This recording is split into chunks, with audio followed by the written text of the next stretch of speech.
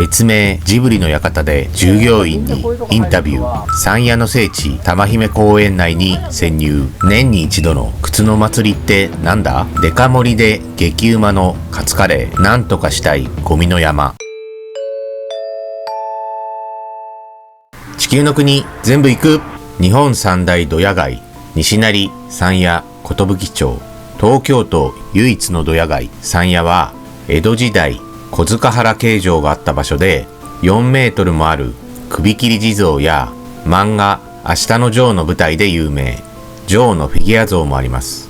山谷第1弾の動画をまだ見てない方はぜひ見てください。ではドヤ街山谷パート2、2023年4月末の様子をご覧ください。日本三大ドヤ街の一つ山谷は、東京都台東区浅草と南千住の間の一角にあります。一見普通の住宅街なのですが、山谷地区に入ると簡易宿泊所が多く、ところどころ異様な雰囲気の建物や公園があります。日雇い労働者の多くは高齢化して、現在では約9割の方が生活保護受給者となっております。山谷住人を支える激安食材店フレッシュ中村。親子丼258円、カツ丼324円、カレーライス334円と激安でいいですね。もつ煮込み、餃子などのおかずも充実。ドリンク棚の多くは酒類というのも日雇い労働者の街ならではです。激安の弁当以外に普通の食材店にはない雑炊があるというのもドヤ街らしいですね。山谷の宿で最安値はここ、稲荷屋、別名ジブリの館です。壁には一面草木が茂っていて、横から見ると木が道路にはみ出てすごいことになっています。なんと今回、稲荷屋の従業員の方とお話しすることができました。今日からでも泊まれますし。あ、一日でも泊まれるんですか？はい。ああ、どうぞ。そうですよね。なんかで聞いたのが1週間とか。そう。社長はね、一日だったらちょっとね、嫌がるんでね。夏ぐらいになるんでね。じゃあ、この辺り一面ね、はい。実がなるんだよ。いいですね。なんか夏も涼しそうですよね。いや、暑いの暑いですね。誰かがそう書いてあったんですけど、そんなことはないですよね。夏はやっぱ暑いですよね。やっぱりね、日が当たるのはね、もう直線日光当たるから、はいやっぱりみんなが暑いよ。確かに。これね、もうね、51年経ってんだって。51年。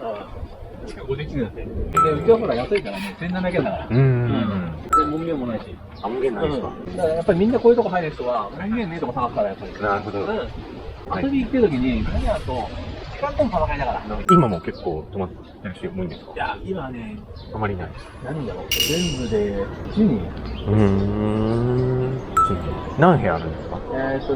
まあ上と下だから、はいはい。50ぐらいあるのかな。そんなにあるんですか？ 50？ いや、これはわかんないけど、正確に数えてないからわかんないけど、多分50ぐらいあると思う。一人だけ入り口だけ見ても入ってもいいですか？まあ、なんていうか、社長はなんていうか。あ、社長いるんです。いらっしゃる。あ、そうかな。あ、いるな。いるからダメだ。いるからダメ。やめときます。まあ、写真なら撮っても別にいいけど。本当ですか？ありがとうございます。みんな写真撮ってるよ。ね、そうですよね。ちょっと。いや、中は撮んない方がいいと思う。あ、中は撮んない。はい。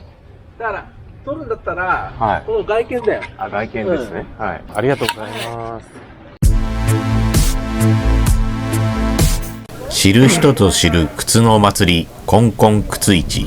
日本で唯一靴の神社と呼ばれる玉姫稲荷神社で毎年4月末に開催されています。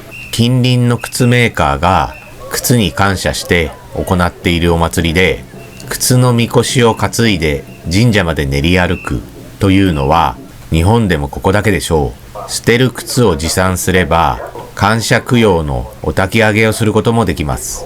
玉姫稲荷神社周辺には靴の工場が多く、30社以上の靴メーカーが玉姫稲荷神社の境内に出店し、10万足以上の靴などの革製品が激安価格で販売されます。よく見ると製品の多くは昭和っぽいデザインで、年配の方向けかなという感じ。激安革製品を求めたくさんの人が来ていて、大抽選会も行われて大にぎわいでした。また神社周辺では個人で店を出して物を売っていて、一見ゴミのようなものもガラクタ市となっていました。玉姫稲荷神社の隣にある山谷の聖地玉姫公園です。漫画明日のジョーでは山谷に現れたジョーが玉姫公園で酔っ払った丹下段平を踏んでしまい、二人が初めて出会うシーンで有名です。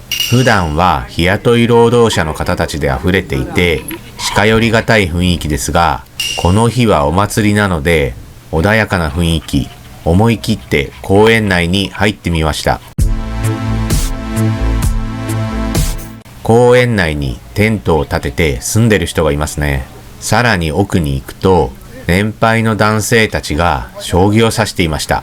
将棋を指す人、見る人、穏やかな雰囲気でいいですね。結構貴重な映像を撮ることができました。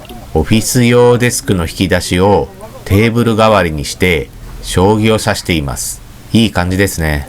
この日は天気が良く、皆さんまったりと将棋を堪能していました。さらに奥に進むと生活感たっぷり、古い洗濯機、テーブルに椅子、洗濯物を干したり、ブルーシートの中身は居住用のテントでしょうか。分別したゴミなどもありました。生活保護を受けて宿に住んでいる人たちが多いのですが、このように今でも外の公園に住んでいる人たちも多そうです。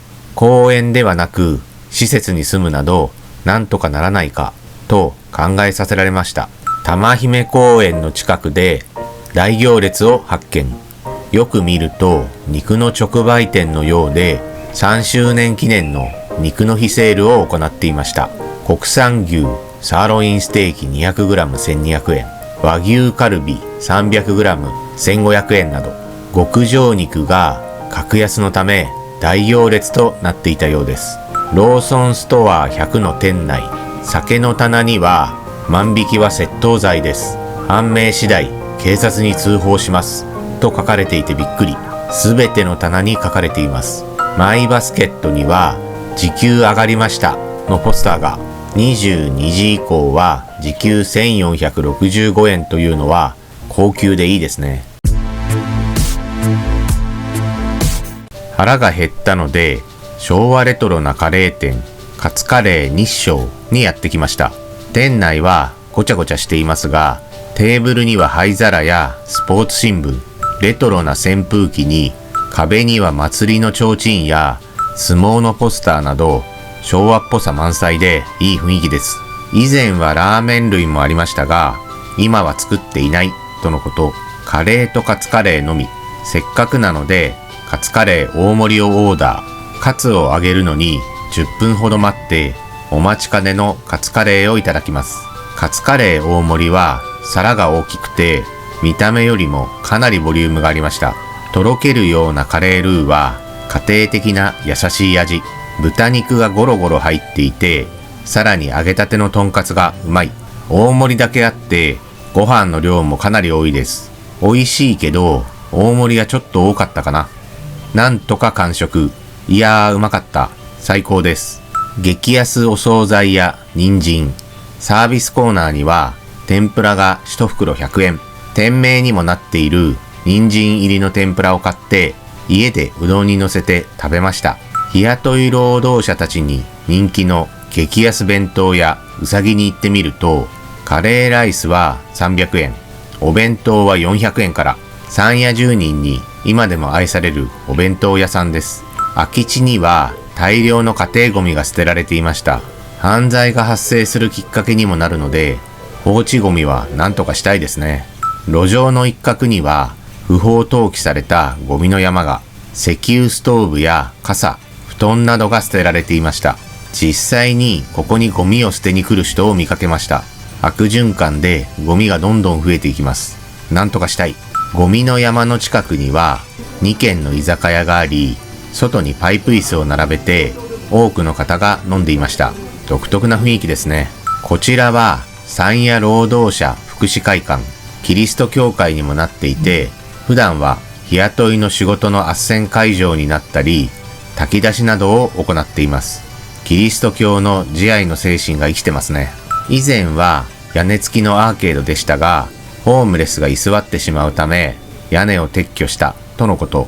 古い商店街を進んだ先には、明日のジョーのフィギュア像があります。山谷住人に今でも愛される矢吹城のフィギュア像と一緒に撮りました。すぐ近くからは東京スカイツリーが見えますね。時代は変わりましたが、今でも昭和の雰囲気をたっぷり残す山谷。